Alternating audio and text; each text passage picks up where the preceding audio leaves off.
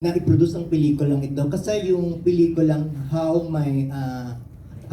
Hindi mo nga mabigkas. How to make millions before How to Make Grandma Millions Dies. Before My Grandma Dies, naging box office hit siya because of Yes. word of mouth at sa ganda ng Yes. kwento. Oh, na-inspire ako doon tsaka sa How to Get Away from Murder. Yung 6 seasons sa Netflix. Netflix, yeah. So, sabi ko, gusto kong gumawa ng ganon. Mhm. Di ba? Title pa lang, naku-curious na yung mga tao. Ano ba laman ng pelikula? Mhm. So, yun yung gusto kong, di ba pausuhin, kundi yung gawing title siya. So, itong title pa lang, Title pa lang. parang ulam na gano'n. Mhm. Yung parang gusto mo na siyang panoorin dahil ano ba itong toxic family? Bakit sila Bakit tatakas? Mhm. So, dun ako nanggagaling. Kaya nabuo namin yung title na yun. Tanong ko sa cast at saka sa lahat na rin, except dun sa bata. Sa palagay niyo, kailan nagsisimula at natatapos ang obligasyon ng isang magulang sa anak at ang anak sa magulang? Ako.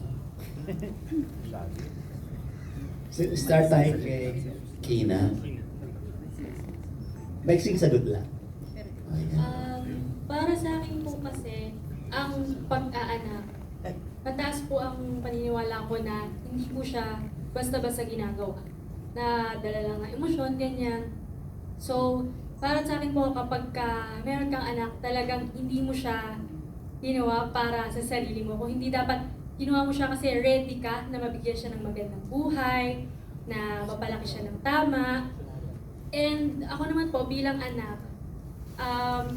hanggang tumanda naman po ako, para sa akin po, andun po yung pagmamahal ko sa magulang ko. Hindi po dahil sa pakiramdam ko po, utang na loob ko yung ginawa nila para sa akin. Kundi sa sarili ko lang po, bilang anak na gustong magpasalamat dahil binigyan ako ng magandang buhay. Yan pa. Thank you.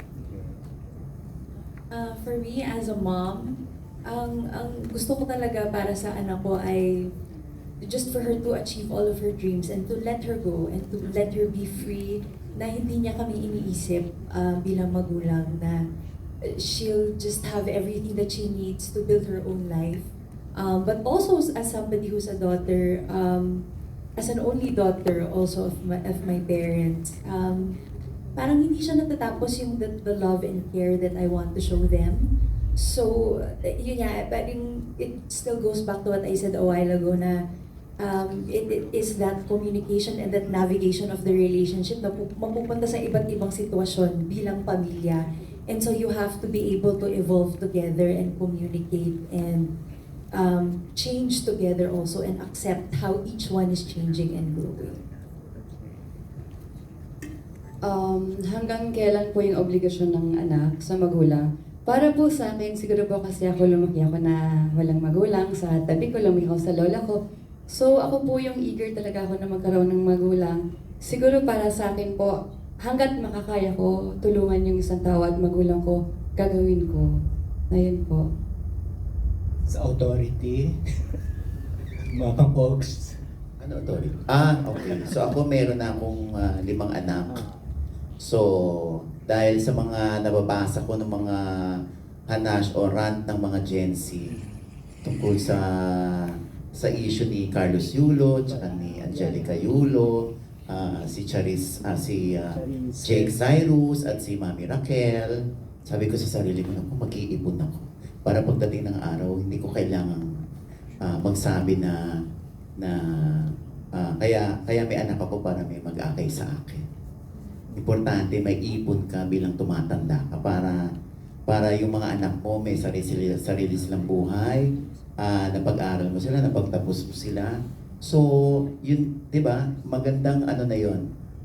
Pasaporte nila 'yan para maging independent sila at gumawa sila ng sarili nilang pamilya. Basta ako, mag-iipon ako.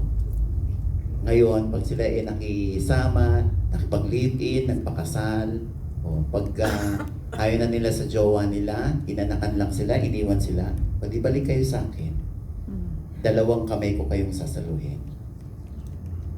Sanjo? Yung parang hindi mo inintindi. Sana acknowledge mo man lang, Archie. Mamaya ko na papanorin.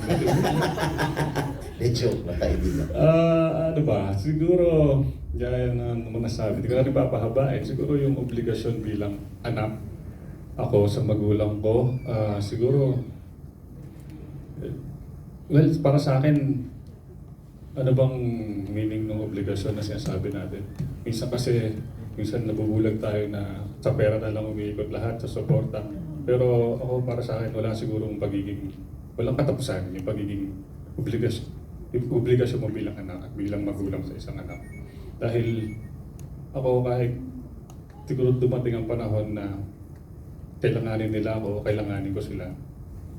Andun ako, yung presensya ko, yung parang sinasabi kong obligasyon ko sa kanila na hindi titigil. Na alam nyo sa puso nyo na may matatawagan kayo ng kapatid o na anak o na magulang.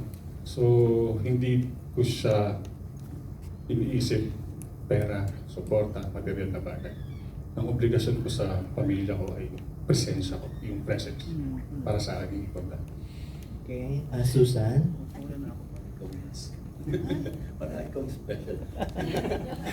Ano, yung magulang sa anak, I think ang responsibility na hanggang sa mabigyan ng foundation, enough yung bata. I mean, moral, spiritual, lahat ng para makasurvive sila sa mundo. Hanggang doon ang responsibility nila. Ngayon, anak sa magulang, I don't think, on a personal level, may responsibilidad ako sa magulang ko. Ngayon, kung tutulungan ko sila, kung aarugahin ko sila, that is because out of respect, love, out of kung paano nila ako pinalaki. Pero responsibilidad, kahit ako maging magulang, hindi ko iaatak sa anak ko na responsibilidad niya ako. Ako rin sa magulang ko, hindi ganun. Pero tumutulong ba ako sa magulang ko? Oo, kasi nirespeto ko sila, pinalaki nila ako tama, nagsakripisyo sila sa akin. Para sa akin, hindi natatapos ang obligasyon ko sa mga anak habang buhay po yun. Dati sinasabi natin na kapag lumaki na yung mga bata, kapag tapos na sila mag-aral, bahala na sila sa buhay nila. Pero hindi totoo yun. Habang lumalaki sila, nandiyan pa rin tayo para gabayan sila. Andiyan tayo sa tabi nila kapag meron sila mga problema. Ngayon, ano ba ang obligasyon ng mga anak sa magulang? Ang pakiramdam ko po, ang mga magulang hindi dapat nagkakaroon ng anak para gawing retirement plan. Tama si Oji, dapat mag-ipon ng mga magulang para hindi nagdidepend sa mga anak nila. Yun po ang aking message. One last question na lang.